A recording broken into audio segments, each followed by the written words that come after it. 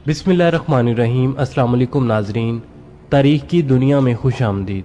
नाज़रीन, cold war के दौरान अमेरिका को मान था कि अमेरिका के U-2 ड्रैगन लेडी त्यारे को सोवियत यूनियन डिटेक्ट नहीं कर सकता। नाज़रीन, U-2 ड्रैगन लेडी त्यारा ना तो इतना फास्ट था और ना ही स्टेल्थी त्यारा था, लेकिन अमेरिका को इस त्यारे पर इसलिए फख्र था कि ये त्यारा 70,000 फीट की बुलंदी तक उड़ान भर सकता था और इस ऊंचाई पर रहते हुए ड्रैगन लेडी सोवियत यूनियन की हसास साइट्स की तस्वीरें भी ले सकता था। अमेरिका का ख्याल था कि ड्रैगन लेडी को 70,000 फीट की बुलंदी पर सोवियत यूनियन का कोई एयर डिफेंस सिस्टम डिटेक्ट नहीं कर सकेगा और इस चीज का फायदा उठाते हुए अमेरिका का ड्रैगन लेडी त्यारा पूरे सोवियत यूनियन में आजादी से जासूसी करता रहा। अमेरिका के सदर आइजनहोवर का भी ये यकीन था कि सोवियत रेडार्स ड्रैगन लेडी को डिटेक्ट नहीं कर सकते, लेकिन नाज़रीन अमेरिकन यहाँ पर गलत थे।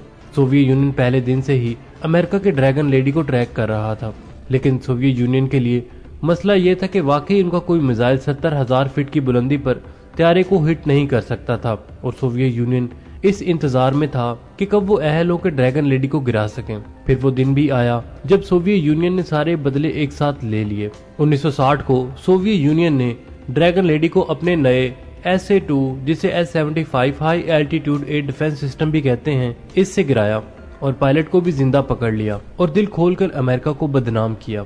और पायलट को खैर सगाली के तौर पर नहीं छोड़ा, बल्कि पायलट से सारी इंफॉर्मेशन निकाल लेने के बाद पायलट वापस देने के बदले अपने मशहूर जासूस विलियम फिशर अल मारूफ रोडोफ एबल को भी आजाद करवा लिया। नाज़रीन, इस तारीखी बेइज्जती के बाद अमेरिका को एहसास हुआ कि त्यारे को सिर्फ ज्यादा ऊंचाई पर उड़ाना ही काफी नहीं होगा और यहीं से सोच पैदा हुई SR-71 ब्लैक बर्ड एयरक्राफ्ट बनाने की, जो U-2 ड्रैगन लेडी से भी ऊंची परवाज करता हो, इंतहाई तेज भी हो और इसे कोई रडार भी पकड़ ना सके। SR-71 प्रोग्राम को ब्लैक प्रोजेक्ट्स में शामिल कर लिया गया।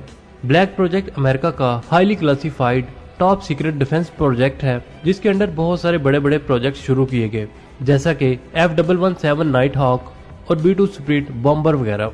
इस ब्लैक प्रोजेक्ट के लिए जो फंड्स जारी किए जाते हैं उन्हें भी ब्लैक प्रोजेक्ट कहा जाता है। नाज़रीन, SR-71 के डिजाइन का काम कैली जॉनसन को सौंपा गया, जो कि अमेरिकन एरोस्पेस इंजीनियर थे और U-2 ड्रैगन लेडी को भी इन्होंने ही डिजाइन किया था। SR-71 की शेप A-12 एयरक्राफ्ट पर बेस्ड थी, जिसे अमेरिका ने सिर्फ 1 साल सर्विस में रखा और कुछ फंड्स इशू की वजह से इस प्रोग्राम को बंद कर दिया गया। अब इसी A-12 की शेप में एक जबरदस्त किस्म का एयरक्राफ्ट बनने जा रहा था, जो अमेरिका के पिछले तमाम स्पाई एयरक्राफ्ट हत्ता के स्पीड में भी तमाम त्यारों से बेहतर था। खुफिया तौर पर S-71 ब्लैक बर्ड बनना शुरू हो गया। 4 साल बाद 22 दिसंबर 1964 को SR-71 ने अपनी पहली परवाज भरी और अपनी पहली परवाज के दौरान इस त्यारे ने 3.4 मार्क की स्पीड हासिल की, यानी आवाज की रफ्तार से 3.5 गुना ज्यादा। और ये स्पीड आज के जदीद तरीन त्यारों हत्ता के कई मिसाइल्स भी अचीव नहीं कर सकते, जिसे आज से कई दहाइयों पहले SR-71 ब्लैक बर्ड ने अचीव कर लिया था। नाज़रीन, याद रहे कि ब्लैक बर्ड के जदीद तरीन पार्ट्स के लिए एक पूरी हाईटेक इंडस्ट्री बना दी गई थी। मिसाल के तौर पर इसका फ्यूल, जो कि एक हाईटेक फ्यूल था जिसे JP-7 कहते हैं। नाज़रीन, हाईटेक फ्यूल सिर्फ और सिर्फ ब्लैक बर्ड के लिए बनाया गया था ताकि इसकी परफॉर्मेंस में कोई फर्क ना आए और ये लो वोल्टिलिटी टर्ब्यून फ्यूल बनाने का ठेका शेल ऑयल को दिया गया था। मकसद ये था कि ज्यादा ऊंचाई में फ्यूल बुखारात में तब्दील होना शुरू ना हो जाए। नाज़रीन, इस ब्लैक बर्ड की बॉडी टाइटेनियम से बनाई गई थी ताकि 3.5 की स्पीड पर ये टेम्परेचर को बर्दाश्त कर सके। याद रहे कि टाइटेनियम एक हल्का लेकिन मजबूत मेटल है। ये मेटल स्टील से 40% हल्का है, लेकिन स्टील से भी काफी ज्यादा मजबूत है। SR-71 में 2 कॉकपिट हैं। अगले कॉकपिट में पायलट बैठता है, जबकि पिछले कॉकपिट में रिकॉग्निसेंस सिस्टम ऑफिसर, मतलब वो ऑफिसर जो जासूसी और इक्विपमेंट को देखते हैं। नाज़रीन, SR-71 को इस तरह डिजाइन किया गया है कि कम से कम रेडार प्रोटेक्शन हो, मतलब ये एक स्टेल्थी डिजाइन है। इस त्यारे पर जो पेंट किया गया है वो डार्क ब्लू है, जो कि ऑलमोस्ट ब्लैक लगता है। इस कलर को रात को एज अ कैमोफ्लेज भी यूज किया जा सकता है और इसी कलर की वजह से इस त्यारे को ब्लैक बर्ड कहा जाता है। SR-71 में रेडार जैमिंग और डिसेप्शन इक्विपमेंट भी हैं ताकि इंटरसेप्ट की कोशिशों को खत्म किया जा सके। अगर किसी भी तरीके से ब्लैक बर्ड दुश्मन के रेडार में नजर आ भी जाता है तो भी ब्लैक बर्ड के लिए कोई फिक्र की बात नहीं थी, क्योंकि इसकी स्पीड ही इतनी थी कि उस वक्त के मिसाइल इसे हिट नहीं कर पाते थे। नाज़रीन, यही नहीं, ब्लैक बर्ड 85,000 फीट की बुलंदी पर रहकर आराम से जासूसी कर सकता था और इसकी रेंज 5,230 किलोमीटर तक थी।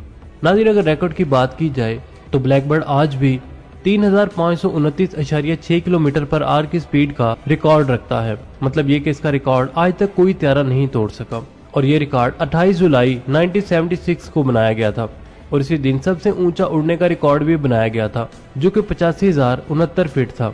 लेकिन नाज़रीन, फ्लाइट एल्टीट्यूड का ये रिकॉर्ड सोवियत यूनियन के MiG-25 ने तोड़ दिया था जो कि 1,23,520 फीट के एल्टीट्यूड पर गया था। ताहम गाइस, ब्लैकबर्ड की खूबियों का ही समर था कि कोई भी दुश्मन त्यारा इसे कभी भी नहीं गिरा पाया और ये अपने मिशन आराम से सर अंजाम देता रहा था। हालांकि नाज़रीन, ये त्यारा हादसात का शिकार भी होता रहा है।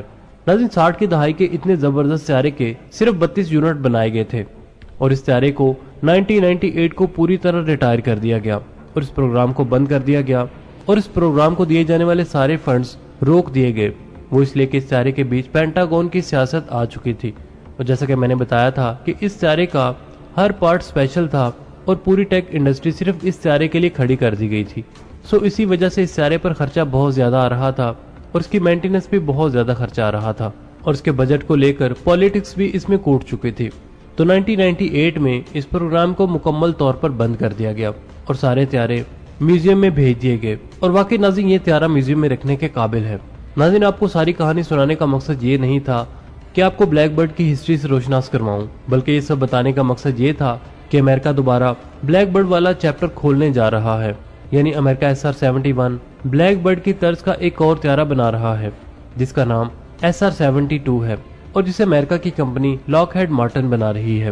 नाज़रीन, इस त्यारे SR-72 को सन ऑफ ब्लैकबर्ड यानी कि ब्लैकबर्ड का बच्चा भी कहते हैं, लेकिन ये त्यारा अनमैन्ड है, मतलब इसमें पायलट नहीं बैठेगा और इसका काम वही R-71 की तरह सर्विलेंस, इंटेलिजेंस और रिकॉनिसेंस करना होगा।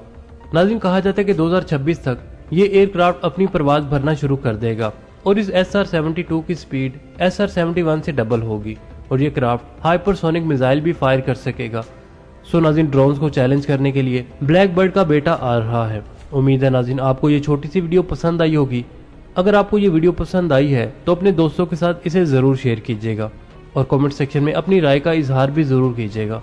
मैं मिलता हूँ एक नई और दिलचस्प वीडियो के साथ, तब तक के लिए आमिर सुहेल को इजाज़त दीजिए। अल्लाह निगहबान।